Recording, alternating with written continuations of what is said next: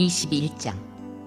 내 하나님 여호와께서 내게 주어 차지하게 하신 땅에서 피살된 시체가 들에 엎드러진 것을 발견하고 그 쳐 죽인 자가 누구인지 알지 못하거든. 너희의 장로들과 재판장들은 나가서 그 피살된 곳의 사방에 있는 성읍의 원근을 잴 것이요, 그 피살된 곳에서 제일 가까운 성읍의 장로들이 그 성읍에서 아직 부리지 아니하고 멍에를 매지 아니한 암송아지를 취하여 그 성읍의 장로들이 물이 항상 흐르고 갈지도 않고 씨를 뿌린 일도 없는 골짜기로 그 송아지를 끌고 가서 그 골짜기에서 그 송아지의 목을 꺾을 것이요, 레위 자손 제사장들도 그리로 갈지니 그들은 내 하나님 여호와께서 택하사 자기를 섬기게 하시며 또 여호와의 이름으로 축복하게 하신 자라. 모든 소송과 모든 투쟁이 그들의 말대로 판결될 것이니라. 그 피살된 곳에서 제일 가까운 성읍의 모든 장로들은 그 골짜기에서 목을 꺾은 암송아지 위에 손을 씻으며 말하기를, 우리의 손이 이 피를 흘리지 아니하였고 우리의 눈이 이것을 보지도 못하였나이다. 여호와여, 주께서 속량하신 주의 백성 이스라엘을 사하시고 무죄한 피를 주의 백성 이스라엘 중에 머물러 두지 마옵소서 하면 그 피 흘린 죄가 사함을 받으리니, 너는 이와 같이 여호와께서 보시기에 정직한 일을 행하여 무죄한 자의 피 흘린 죄를 너희 중에서 제할지니라. 내가 나가서 적군과 싸울 때에 내 하나님 여호와께서 그들을 내 손에 넘기심으로 내가 그들을 사로잡은 후에 내가 만일 그 포로 중에 아리따운 여자를 보고 그에게 연연하여 아내를 삼고자 하거든 그를 내 집으로 데려갈 것이요, 그는 그 머리를 밀고 손톱을 베고 또 포로의 의복을 벗고 내 집에 살며 그 부모를 위하여 한 달 동안 애곡한 후에 내가 그에게로 들어가서 그의 남편이 되고 그는 내 아내가 될 것이요, 그 후에 내가 그를 기뻐하지 아니하거든 그의 마음대로 가게 하고 결코 돈을 받고 팔지 말지라. 내가 그를 엿보였은즉 종으로 여기지 말지니라. 어떤 사람이 두 아내를 두었는데 하나는 사랑을 받고 하나는 미움을 받다가 그 사랑을 받는 자와 미움을 받는 자가 둘 다 아들을 낳았다 하자. 그 미움을 받는 자의 아들이 장자이면 자기의 소유를 그의 아들들에게 기업으로 나누는 날에 그 사랑을 받는 자의 아들을 장자로 삼아 참 장자 곧 미움을 받는 자의 아들보다 앞세우지 말고 반드시 그 미움을 받는 자의 아들을 장자로 인정하여 자기의 소유에서 그에게는 두 몫을 줄 것이니 그는 자기의 기력의 시작이라 장자의 권리가 그에게 있음이니라.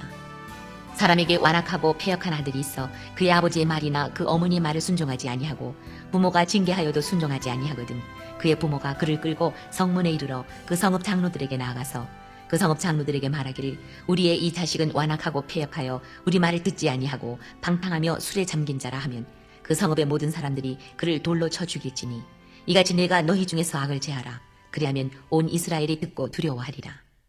사람이 만일 죽을 죄를 범함으로 내가 그를 죽여 나무 위에 달거든 그 시체를 나무 위에 밤새도록 두지 말고 그날에 장사하여 내 하나님 여호와께서 내게 기업으로 주시는 땅을 더럽히지 말라. 나무에 달린 자는 하나님께 저주를 받았음이니라. 할렐루야. 주님의 은혜와 평화가 함께하는 복된 삶 되기를 축복합니다. 신명기 21장은 여러 가지 가정 처리에 대한 특수한 경우에 대비한 법들을 언급하고 있습니다.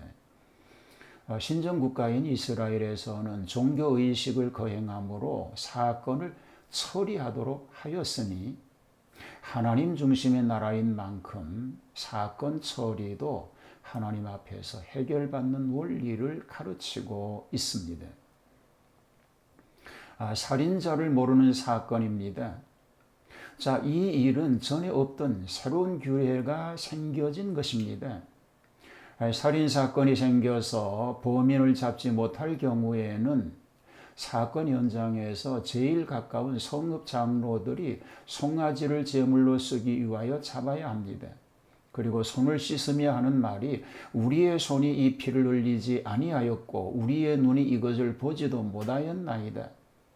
여호와여, 주께서 속량하신 주의 백성 이스라엘을 사하시고 무죄한 피를 주의 백성 이스라엘 중에 머물러 두지 마옵소서라고 하면서 사함을 받게 되는 것입니다. 즉 살인자를 송아지로 대신하고 사죄를 구하는 의식인 것입니다. 여자 포로를 아내로 삼는 규정입니다. 우상 숭배로 젖은 가나안 여자는 아내로 삼지 말라고 하였습니다. 여기는 가나안인 외의 포로를 말합니다. 포로 여자 중에서 아내를 삼고자 하거든 그를 집에 데려다가 머리를 밀고 손톱을 깎고 포로의 의복을 벗기고 부모를 위하는 한 달 동안 애국해 한 후에 정식 아내를 삼을 것이요, 만일 동거하기 싫거든 무조건 보낼 것이요, 종으로 팔지는 못할 것입니다. 이는 포로된 자라도 일단 인격적으로 존중이 여기는 사상을 가르치고 있습니다. 장자의 상속권에 대한 말입니다. 두 아내를 두는 것은 원리에 어긋난 일입니다. 그러나 구약 시대에는 용납되었습니다. 본문의 중심 뜻은 미움을 받는 아내의 아들이 장자요, 사랑을 받는 아내의 아들이 차자인 경우에는 장자의 순위를 바꾸지 못할 뿐더러 분산할 때에도 장자에게 2배를 주어서 장자권을 인정해야 한다는 뜻입니다. 이는 편애로서 장자의 상속권을 변경할 수 없다는 뜻입니다. 그러므로 장자의 축복을 더욱 귀중시한 법이 됩니다. 자, 이번에는 패역한 아들에 내리는 벌에 대한 얘기입니다. 완악하고 패역한 자식이 부모에게 불순종하고 중책하여도 듣지 아니하는 불효자를 처벌하는 법입니다. 부모가 아무리 권고하여도 듣지 않을 때에는 성내 장로들에게 끌고 가서 고소하면 성의 사람들이 돌로 쳐서 죽입니다. 그러나 언제나 성경을 보이지 않는 하나님과 보이는 부모를 대할 때 같은 심정으로 하라고 말씀하고 있는 것입니다. 중벌이 마땅하며 사회도덕과 가정윤리를 확립하기 위하여도 피치 못할 조치라고 볼 수 있는 것입니다. 자, 기타 규정에 대한 얘기도 소개가 됩니다. 당시의 사형집행법은 나무에 달아 죽이는 것이었습니다. 그러니 오늘의 교수대 격이 됩니다. 이 같은 경우에는 죽은 시체를 이튿날까지 두지 말고 당일에 장사하라고 하였습니다. 이는 나무에 달린 자는 저주받은 자이므로 오랫동안 둠으로 땅을 더럽히는 일이 되는 연고입니다. 그래서 예수님께서도 십자가에 못 박히실 때 당일로 매장한 것이 이 때문인 것입니다. 이상의 몇 가지 법들은 항상 있을 사건에 대한 처리법이 아니고 특별한 경우에 일어날 일들에 대한 조치를 말하고 있는 내용입니다. 우리는 죄로 인해서 멸망당할 수밖에 없는 인간이었습니다. 그러나 그리스도의 보배로운 피 흘림으로 인하여 우리는 성도라 칭함을 받고 언약의 백성으로 축복을 약속받았습니다.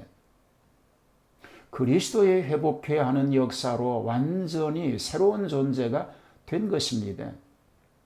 이전의 종노릇했던 죄악을 되풀이하지 않도록 지난 날을 반성하고 새로운 결심과 각오를 갖는 자세와 하나님의 말씀에 순종하는 삶으로 하나님의 뜻을 온전히 드러내는 그런 복된 삶 되시기를 주님의 이름으로 축복합니다. 하나님, 우리의 연약함을 기억하시고 그럼에도 불구하고 우리에게 긍휼을 베푸시는 하나님의 사랑을 기억하며 하나님 앞에 온전함으로 살게 하옵소서. 예수님 이름으로 기도하옵나이다. 아멘.